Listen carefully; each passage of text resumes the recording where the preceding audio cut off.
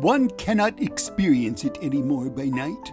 There just isn't the variety of moths there once were.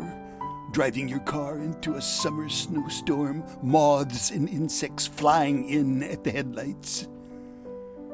If you were 50 or above, you will remember, says the man on the radio.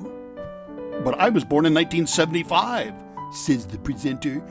Do you think I just missed it? I think that's the case, yes, he says. I see a mustachioed, tweed-wearing blighter in the cockpit of his bull-nosed Morris, blurred by a third too many gins, hurtling at night through high-hedged country lane as night descends.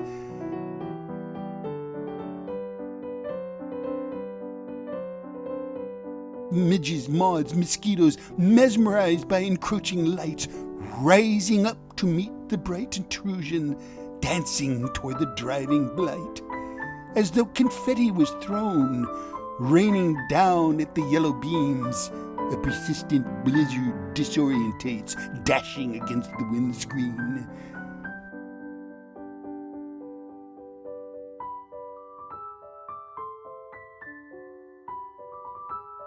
Meeting their swift, untimely end, depending on the daring speed, returning home into the Shire's winding hedgerows to Village Green. Loss of visibility enforcing a steady crawl through the squall of a summer snowstorm.